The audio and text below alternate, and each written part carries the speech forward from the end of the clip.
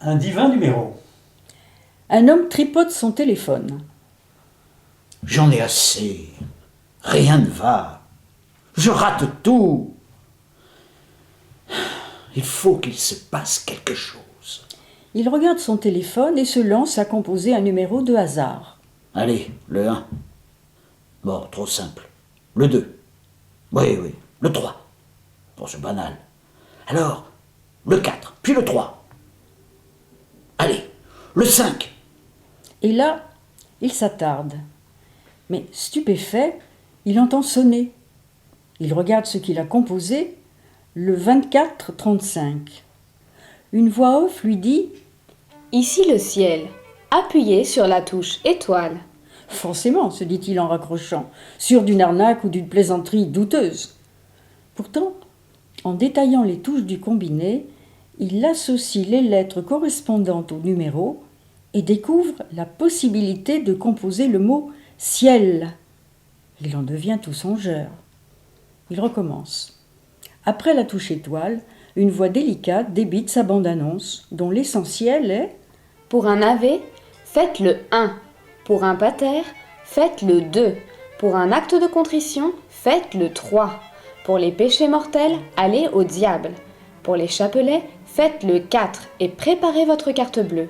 Enfin, si vous souhaitez parler à un conseiller, faites dièse. » L'homme se sent hors du temps. Une éternité. Le mot l'inquiète. L'insolite de la situation lui faisait oublier l'incroyable.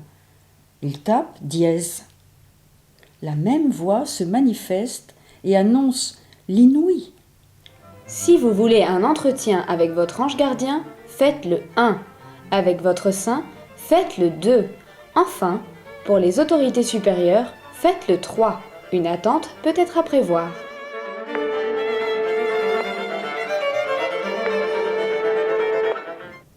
Il fait le 3. Il a osé. Une voix féminine, belle, aimable, disponible mais lointaine, parle.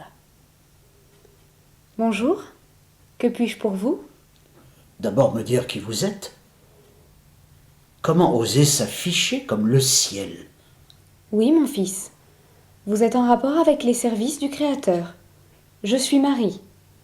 Votre ange gardien m'a signalé votre appel et précisé votre personne. Marie? La Marie? Mon ange gardien? J'hallucine. Mais oui, c'est pourtant vrai. Personne ne peut croire ça.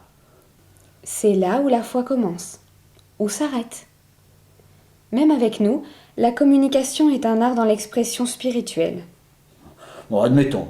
Mais au fait, comment dois-je m'adresser à vous? Je veux dire, en toute liberté. Dites Marie. Livrez-vous sans détour, en connaissance de vous-même, honnêtement. Sinon je raccrocherai. Je ne peux être abusée. Oh, je dois dire, je suis abasourdi. Comment croire que vous êtes la preuve qui efface les doutes?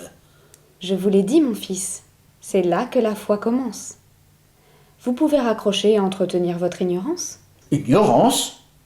Ben, vous ne manquez pas de... Bon, de quoi, au fait? Je reconnais que votre dignité m'incite à vous saluer. Ah, pardon, ça m'a échappé. Mais alors, votre fils, notre père, le sien, on peut leur parler aussi? Seulement pour des raisons essentielles qui s'imposeraient. Moi, je suis la mère de tous, dans l'âme. Je suis celle qui rassure, calme, et toutes ces sortes de besoins, c'est selon. Mais alors, si je vous demande une preuve de l'éternité, de la Genèse, vous allez me transférer à votre fils? Non, je suis là pour rassurer, pas pour prouver. Encore une fois, la foi est la réponse. S'il y a des preuves, la réflexion, même la prière n'existerait plus. La confiance est la résultante de la foi, et inversement. Le dilemme est la force de la réflexion, la base du développement de l'intuition.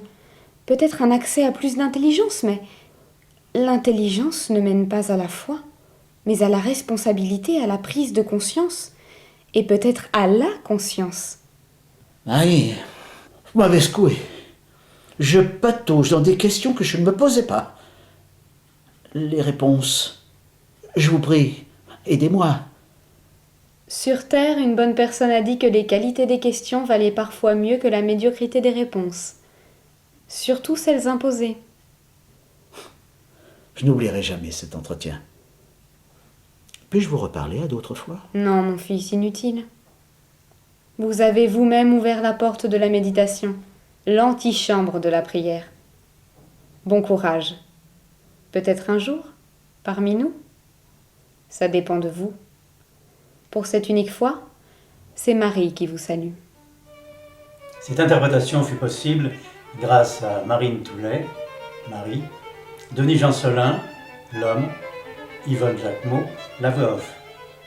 Prise de son, Josh Grégory, montage, Marine Toulet.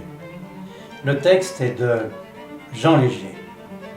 Dépôt SACD, numéro 52 538, du 9 novembre 2013.